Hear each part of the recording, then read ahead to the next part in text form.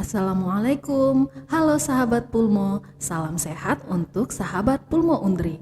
Terima kasih sudah setia mendengarkan podcast Departemen Pulmonologi FK Undri.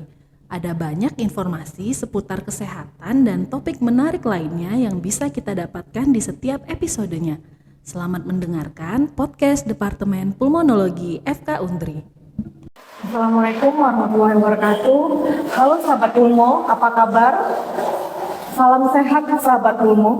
Alhamdulillah senang sekali pagi hari ini kita bisa berjumpa kembali dalam podcast Pulmo Unri yang rutin dalam minggunya bersama saya Atika Nur untuk berbagi ilmu, kemudian berbagi pengalaman dengan pakar-pakar pulmonologi dan kedokteran respirasi Unri tentunya.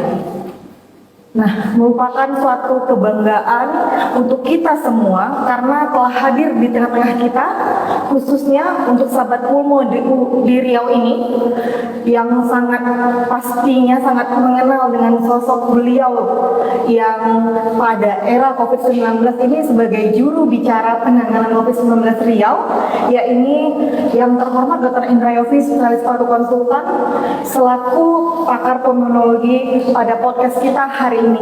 Apa kabar dokter? Alhamdulillah baik. Sehat ya dok? Alhamdulillah sehat.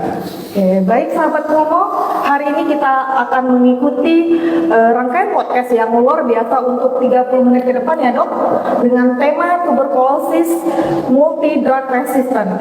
Nah, kalau kita ingat 2 minggu yang lalu kita sudah membahas TB paru juga. Nah, nanti kita akan membahas nih apa sih bedanya TB paru sama TB MDR.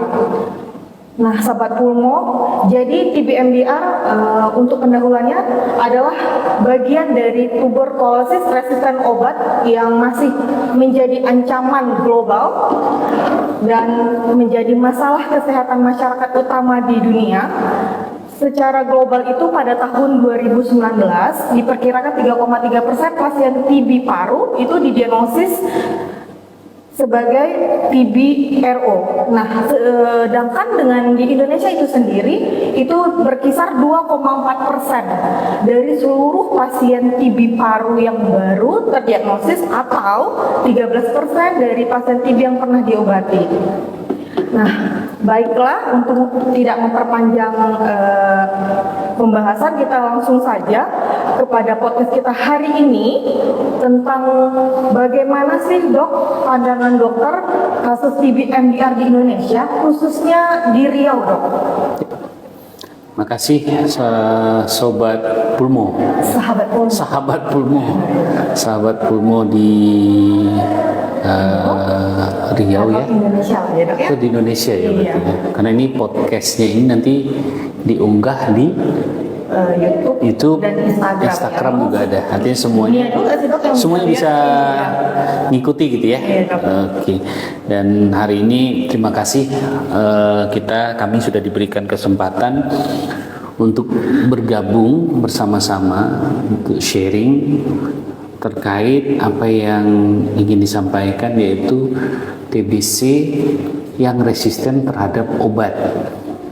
Nah, kalau pertanyaannya tadi, apakah TBC yang selama ini kita kenal itu hanya TBC yang bisa diobati dengan pengobatan konvensional 6 bulan? Ternyata tidak. Dengan berkembangnya ilmu dan alat untuk mendiagnosis penyakit-penyakit tuberkulosis, sehingga ditemukan kalau ternyata ada beberapa strain atau kuman TBC itu yang kebal terhadap obat-obat yang biasa diminum pada pengobatan TB yang konvensional atau TBC sensitif obat. Nah, kalau TBC sensitif obat diobati selama 6 bulan ya.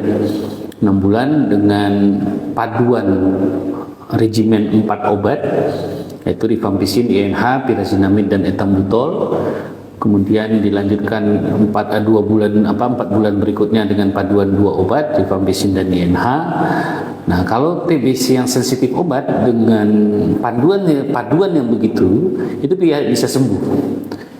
Tapi kalau kita ngomong TBC yang resisten terhadap obat, diberikan panduan atau paduan obat yang tadi, nggak hilang kuman TB-nya, tetap hidup. Karena dibilang kumannya sudah kebal terhadap obat-obat rifampicin dan DNH dan beberapa obat lainnya. Nah, untuk di Indonesia, Indonesia termasuk salah satu negara yang kasus TBC kebal obatnya termasuk tinggi. Kenapa tinggi? Karena memang jumlah kasus baru untuk TBC di Indonesia itu sangat tinggi. Untuk tahun lalu saja, kasus TBC di Indonesia itu per tahunnya itu 969.000 kasus per tahun. Nah, kalau kita ngomong 969.000 kasus, kita bisa perkirakan 2-4% di antara 969.000 itu adalah TBC yang sudah kebal terhadap obat. Nah, jumlah segitu tadi yang ditemukan itu nggak sampai 60%. Artinya dari 100 pasien TBC resisten obat di Indonesia, yang ketemu di bawah 60 orang. Sehingga sisanya masih berkeliaran, bukan berkeliaran ya, masih belum dideteksi dan belum diobati. Nah, kalau mereka belum dideteksi dan belum diobati, mereka bisa menularkan.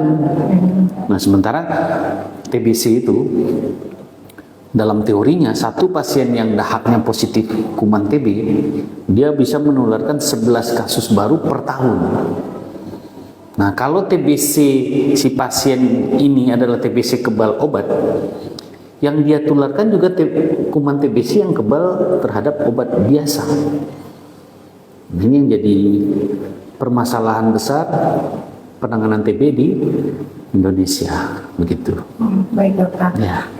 Berarti itulah bedanya ya dok ya, antara TB yang sensitif obat dengan yang kebal dengan obat. Betul. Nah dok, ini ada beberapa pertanyaan dari sahabat Pulmo dok.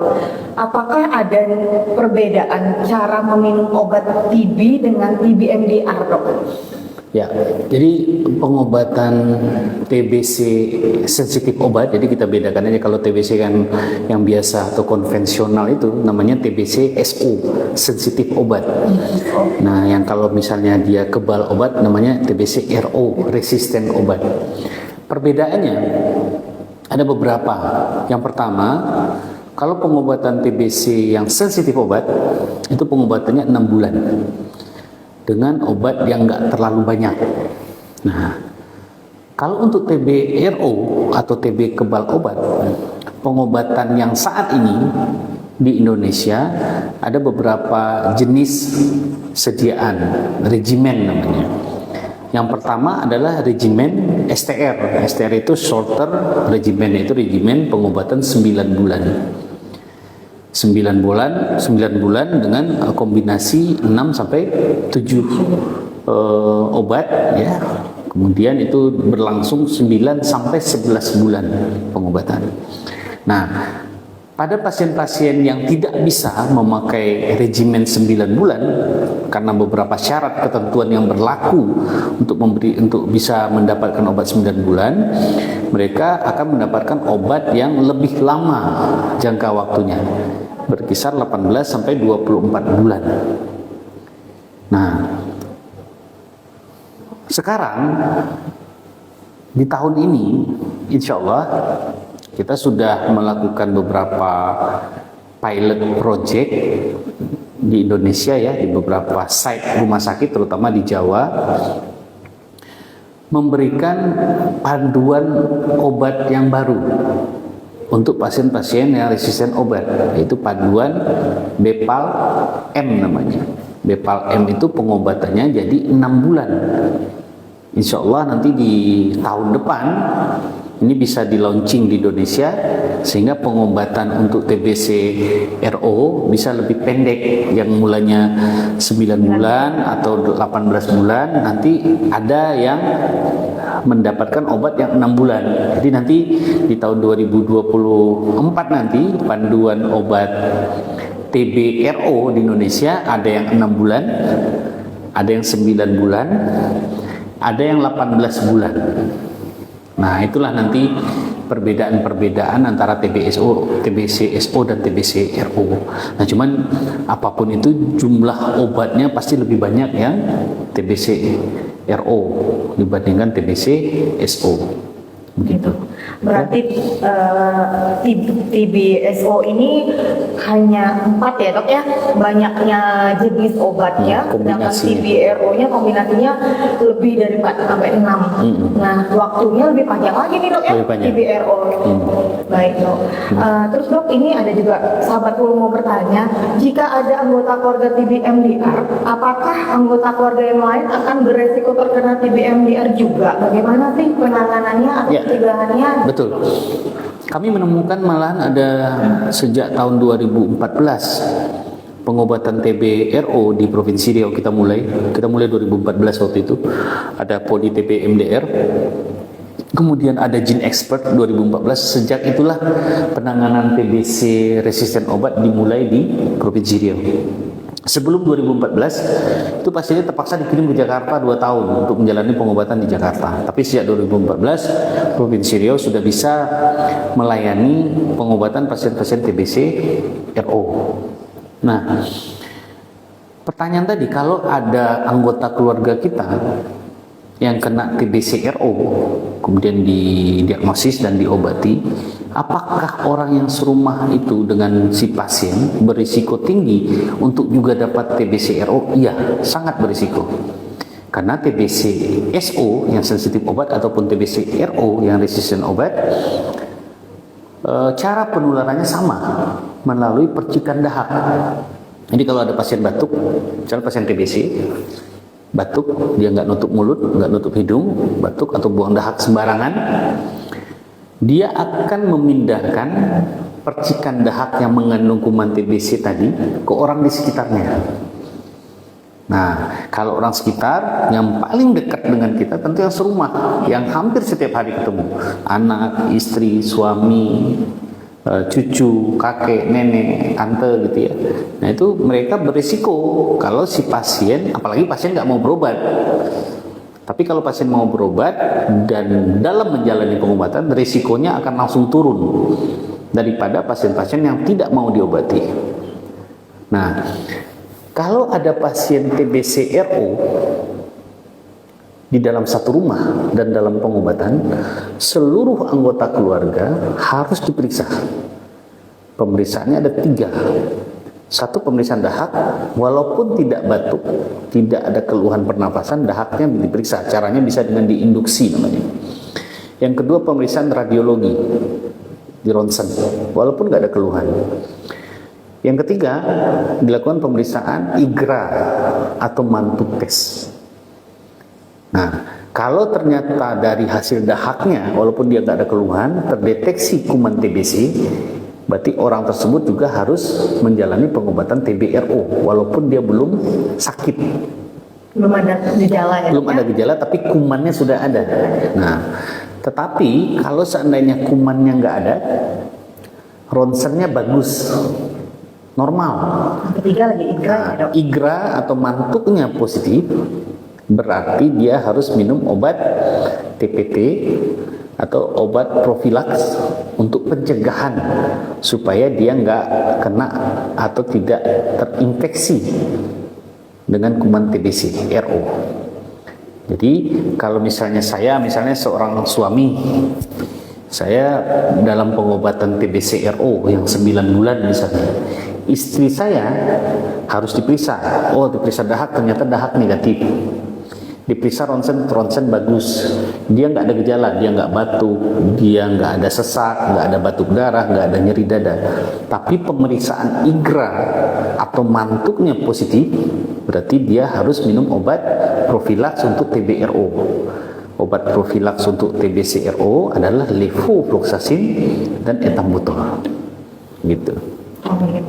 Jadi sahabat Pulmo, kalau memang dalam suatu rumah atau dalam keluarga ada yang TBRO, pasti resikonya lebih tinggi ya dok ya.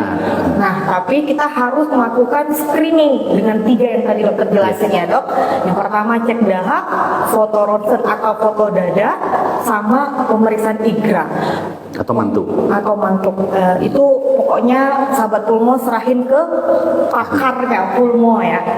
Oke dok, ini ada juga lagi dok bertanya, apakah TB, tapi kayaknya sudah dokter jelasin sih dok, nggak apa-apa, apakah TB ini bisa menular melalui cairan tubuh lainnya seperti tersentuh air liur darah dari penderita TB? Jadi kalau teori penularan TB itu menular lewat percikan dahak, droplet percikan dahak. Bisa nggak TBC itu menular lewat darah? Tidak, dilaporkan tidak. Lewat cairan tubuh lain? Tidak. Lewat ludah, nah ini yang kontroversi. Pada beberapa penelitian dia menyatakan ada risikonya. Tetapi banyak penelitian yang lebih cenderung lebih risiko percikan dahak, bukan percikan ludah. Karena ludah adalah di saluran napas atas, sementara dahak itu dari saluran napas bawah yang terutama. Nah, percikan dahak itu keluar cuma lewat dua cara. Kalau nggak batuk, kalau nggak bersin. Di luar itu nggak bisa, susah. Nah, sehingga ini yang juga perlu kita luruskan, stigma. Stigma ini yang juga menjadi musuh kita bersama dalam penanganan TBC di Indonesia. Orang masih berpikir kalau kena TBC jauhi, jangan deket-deket, pisahkan piring, pisahkan gelas, kamarnya jauh di ujung sana. Suami istri harus pisah loh. Gimana cara? Nggak boleh. Tetap seperti biasa. Perlakukan pasien TB itu seperti pasien biasa, tetapi tentu dengan edukasi yang baik. Karena kita tahu TBC menular lewat percikan dahak, tentu kita berikan edukasi ke pasiennya atau ke keluarga kita yang dalam pengobatan TB-RO. Bilang baik-baik, kalau batuk tutup mulut, kalau bersin tutup mulut, habis itu cuci tangan. Nah, kalau tutup mulut tentu dengan cara etika batuk yang baik, yang paling baik dengan lengan dalam bagian atas. Ya kan? Jadi kalau batuk tutup gitu ya. Nggak bisa minimal gini. Atau nggak pakai tisu, nanti buang tisu di tempat yang sampah yang tertutup. Sesudah itu cuci tangan. Di luar itu nggak ada masalah. Apakah piring harus dicuci, harus dipisahkan gitu ya? Dicuci tentu ya, dipisahkan jangan pula piring orang TB dengan non TB dibedakan. Nah, itu nggak boleh. Itu akan membuat pasien-pasien TB yang dalam pengobatan akan menjadi depresi, sedih, merasa dikucilkan, sehingga semangatnya untuk sembuh pun jadi hilang. Sementara dukungan dari keluarga hampir sama fungsi maknanya dengan efektivitas obat yang kita berikan. Nah, ini perlu diberikan edukasi yang baik sama pasien dan keluarganya. Ya. Baik, berarti untuk cairan tubuh lainnya masih dalam penelitian juga ya? Dan terbukti sih enggak ya, termasuk hubungan seksual, kemudian darah gitu ya, kemudian cairan-cairan tubuh yang lain di luar percikan dahak itu dilaporkan sangat-sangat kecil kemungkinan untuk terkena TB kita jadinya. Tetap penularannya itu dari percikan batuk atau percikan dari dahak yang keluar lewat itu kalau nggak bersin, kalau nggak batuk kan. Nggak ke batuk. Nah, memang nggak hanya untuk penyakit TB ini juga kan dok, dalam Islam juga menjaga agar cara hidup yang benar dan sehat itu, walaupun nggak kena TB, kita kan batuknya juga punya etika batuk yang benar juga ya dok. Oke dok, terus dok ini ada juga yang bertanya dok, jika seseorang pasien minum obat TB selama 1 bulan dan merasa sudah sembuh, apakah berbahaya nggak jika kita tidak lakukan sampai tuntas? Oh ya, jadi pengobatan TB itu harus dilaksanakan sesuai dengan aturannya. Aturannya itu sudah ditentukan sesuai dengan hasil dari efikasi obat, kemudian hasil dari semua penelitian yang terkait pengobatan TB. Untuk TB sensitif obat, pengobatannya jelas di situ. Dinyatakan pengobatan akan efektif, lengkap, dan bisa berkhasiat membunuh kuman TB itu bila dilakukan minimal 6 bulan pengobatan. Dengan 2 bulan pertama namanya fase intensif, kemudian 4 bulan berikutnya fase lanjutan. Itu harus selesai 6 bulan tanpa terputus sehari pun. Sehingga kita berharap dengan dilakukan pengobatan disiplin teratur, kuman TB-nya betul-betul mati gitu ya, tidak kambuh lagi. Karena risiko kekambuhan, misalnya pasien TBC diobati, kemudian kambuh lagi, ada. Nah, risiko itu di dalam beberapa penelitian dinyatakan bisa 8-12%. Jadi dari 100 pasien TBC yang diobati kemudian sembuh, ada kemungkinan dia kambuh lagi, kisarannya 8-12%. Tapi di beberapa negara ada yang bilang lebih kecil, tergantung sih. Kalau negara-negara yang tidak endemis TB mungkin lebih rendah, tapi negara endemis TB mungkin lebih tinggi dia. Nah, kapan kambuhnya TBC ini nggak bisa kita perkirakan. Dia akan kambuh kalau terjadi beberapa faktor internal maupun eksternal. Faktor internal artinya terjadi penurunan imunitas yang luar biasa. Misalnya kita kena TB di usia muda, nanti pas usia tua tentu kita akan mendapatkan penyakit-penyakit degeneratif. Kayak umur ya, Dok? Hipertensi, kolesterol tinggi, kemudian gagal ginjal, diabetes, segala macam. Nah, dengan kejadian-kejadian penyakit degeneratif, maksud penyakit jantung dan sebagainya, tentu imunitas seseorang itu turun. Sehingga risiko kuman TB yang mungkin sebelumnya cuma tertidur, nggak aktif, dia akan kembali. Terbangun dan aktif menginfeksi lagi. Atau kuman TB yang kebetulan dari luar lagi, ada pasien orang yang batuk sembarangan, kebetulan ini orang yang sudah diabetes, umur sudah 60-70, masuk ke tubuhnya kuman TB tersebut, karena imunitasnya rendah, kemampuan perlawanan dari si pasien tersebut untuk membunuh kuman TB yang masuk jadi turun, sehingga masuk lagi lah kuman TB. Nah, jadi balik lagi ke sana, kok ini bisa kena TB, kok enggak kena TB. Semuanya balik yang paling utama ke diri. Kalau imunitas seseorang itu bagus, insya Allah akan baik.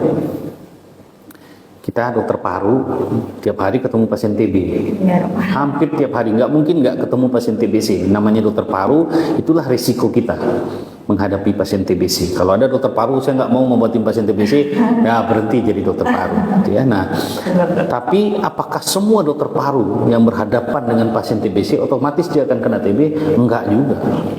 Enggak banyak pasien dokter paru itu kena TB. Ada juga. Tapi tentu dengan kondisi-kondisi tertentu. Tapi selama dia baik, sehat, makanya kalau dokter paru selalu berlawanan dengan dokter jantung. Kalau dokter jantung nggak boleh kan pasiennya gemuk. Kalau dokter paru, kalau kita lihat pasien kurus, kita udah takut, suruh gemukin, takut nanti kena TBC nanti gitu. Nah itu jadi lucu-lucuan antara dokter paru dan dokter jantung, ya.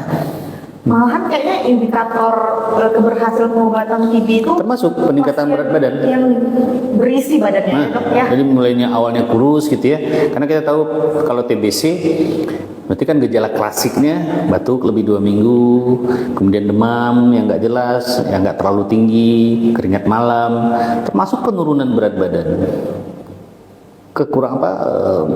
Berkurangnya nafsu makan yang otomatis akan berkurangnya menurunkan berat badan. Nah, kalau berat badan di awalnya turun, tentu kita harapkan dengan pengobatan 6 bulan naik lagi. Makanya dokter paru lebih senang pasien itu agak gemuk dikit dibandingkan dokter-dokter yang lain, apalagi dokter gizi marah nanti sama kita kan.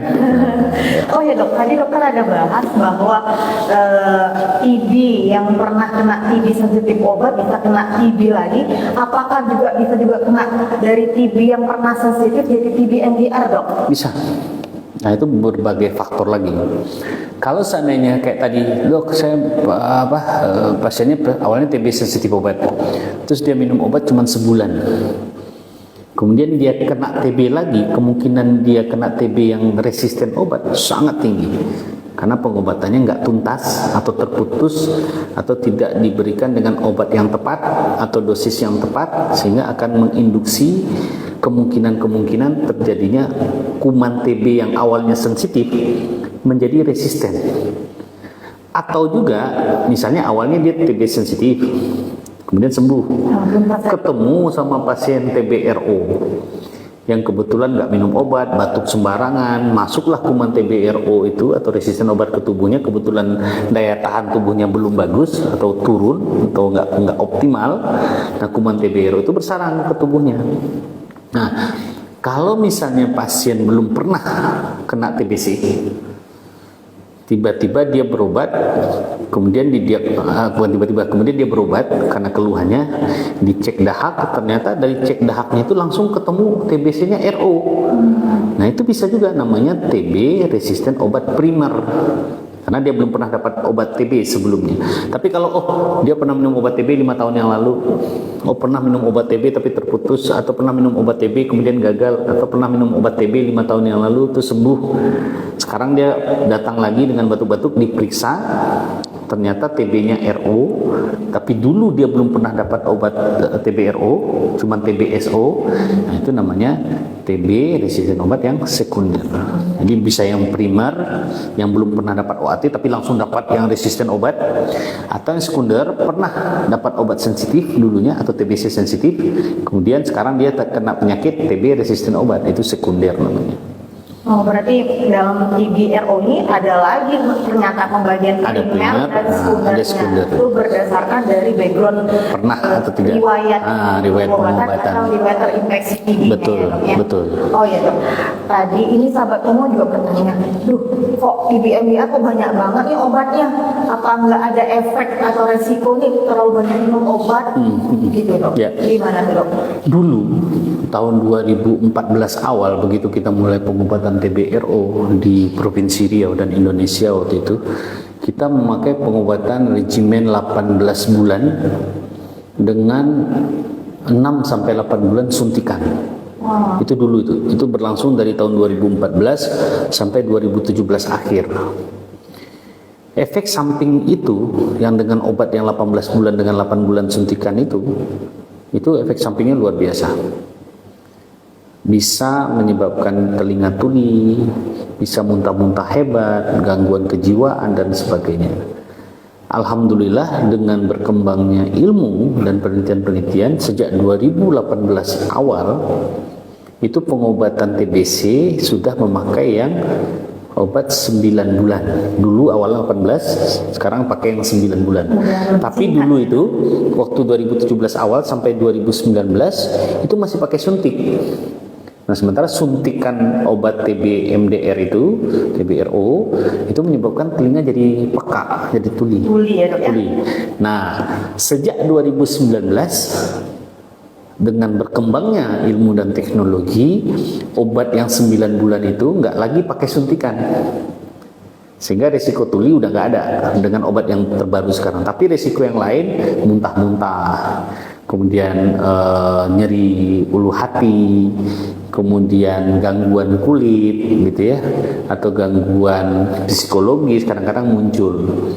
Tapi saya selalu sampaikan begini ke pasien-pasien TBRO, karena kita tahu TBRO itu adalah penyakit yang menular, dan kita tahu risiko penularan terbesar akan terjadi di rumah kita. Di rumah kita ada anak, ada istri, ada suami, ada kakek, ada nenek, dan sebagainya. Saya selalu menyampaikan ke pasien-pasien, seandainya kita cuma menyampaikan mengenai efek samping, kita akan mendapatkan pasien tidak akan mau minum obat. Karena takut dengan efek sampingnya, nanti saya sakit ini, saya tuli, nanti saya sakit sendi, saya muntah-muntah, saya lemes. Pasien akan menolak karena takut dengan risiko efek samping. Saya selalu menyampaikan efek samping itu apa adanya. Memang gitu dia. Kita harus sampaikan ke pasien, inilah efek samping obat TB.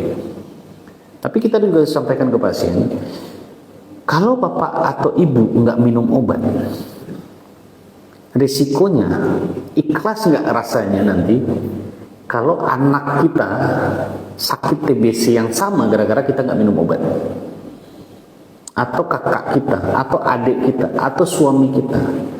Karena kita pasti punya orang yang kita sayangi. Orang tersayang ya. Orang tersayang itu di rumah. Celaka rasanya kalau misalnya seseorang sudah punya anak, anaknya sakit yang sama dengan dia gara-gara dia nggak mau minum obat. Dan hampir semua pasien saya nggak ada yang nolak minum obat. Karena kalau kita sudah punya anak ya, mungkin Atika juga punya anak, semuanya udah ada yang sudah punya anak. Kalau anak kita demam biasa aja, rasanya pingin sakitnya itu pindah ke kita. Sudah stres dan kita mau ya udah ya Allah, walaupun doa yang salah ya. Maksudnya begitu sayangnya lah kita sama orang yang kita sayangi, kita nggak mau lihat dia menderita. Celaka rasanya kalau terbalik, gara-gara kita nggak mau minum obat, orang yang kita sayangi sakitnya sama. Nah, ini yang harus dijadikan pedoman, motivasi supaya pasien-pasien TBRO itu mau minum obat. Memang ada efek samping, tapi dengan berjalannya waktu efek sampingnya akan memudar. Awal-awal pasti nggak enak. Nah, cuman itu tadi, TBC RO bisa sembuh dengan pengobatan yang benar, dengan pengobatan yang rutin dan disiplin, sembuh dia. Nggak harus minum obat seumur hidup. Beda dengan diabetes, beda dengan kanker paru, beda dengan hipertensi yang harus minum obat seumur hidup gitu ya. Kalau TBC enggak, jangan takut. Dengan pengobatan benar ya 6 bulan, karena yang 18 bulan iya. Kesannya lama. Tapi kalau dibandingkan dengan pengobatan penyakit-penyakit yang lain, hipertensi itu seumur hidup, diabetes seumur hidup, ini cuma 18 bulan maksimal. Ada batasnya. Iya, dan ada sekarang apalagi dengan yang terbaru cuma 6 bulan. Jadi jangan awal udah langsung defend dulu. Wah, saya enggak takut malas atau stigma nanti saya malu, enggak, obati. Ya? Jadi sahabat Pulmo ingat bahwa penyakit TB, mau dia TB sensitif obat, mau TB resisten obat, itu pasti sembuh dengan batas Insya Allah. waktu dan insya Allah ya dok ya. Nggak boleh pasti hanya untuk Allah ya dok. Insya Allah sembuh dengan sesuai dengan aturan yang dianjurkan sama dokter. Nah, jadi jangan takut, jangan langsung bilang aduh efek sampingnya ya dok ya. Yang penting sembuh. Bayangkan aja kalau pasien yang darah hipertensi itu seumur hidup minum obat, biasa aja orang nggak ada menolak ya dok, kenapa pas TB harus menolak gitu ya. Oke dok. Baik dok, terakhir ya nih dok, kapan ya dok TB itu penyakit pasien TB itu tidak menular setelah seseorang itu minum obat TB? Apakah dia tunggu 6 bulan dulu baru dia nggak menular ke orang lain, atau minum sekali aja udah langsung nggak nularin dok? Jadi kita menentukan pasien TB menular atau tidak itu tentu harus terukur. Nggak bisa kita main kira-kira. Oh, ini kira-kira udah nggak nular, ini nular, ini kira-kira masih belum bisa dipastikan, nggak seperti itu. Harus jelas, terukur. Maksud terukurnya gini, follow up dari pemeriksaan dahak itu tujuannya untuk menentukan pasien respon dengan pengobatan atau melihat penularannya sudah rendah atau masih tinggi atau sudah tidak menular. Misalnya seperti ini. Misalnya pasien minum obat TBSO, diperiksa gene expert. MTB detected, rifampicin resistant not detected misalnya. Dikasih obat OAT 2-RHZE selama 2 bulan. Di akhir bulan kedua dicek dahak, yaitu pemeriksaan BTA. Bukan gene expert ya. Kalau gene expert untuk diagnosis, BTA atau basil tahan asam, pewarnaan BTA itu untuk follow up. Nah, di akhir bulan kedua diperiksa BTA, ternyata BTA-nya negatif.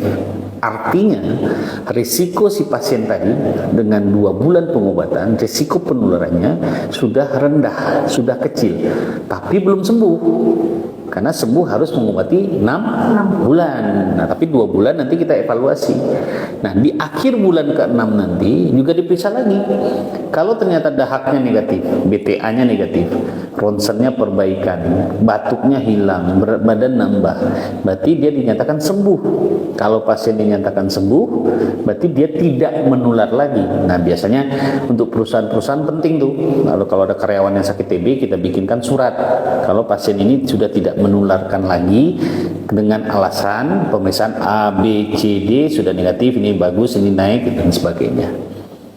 Kalau nggak salah dok, kalau untuk TB-RO itu ada kayak sertifikat ya dok?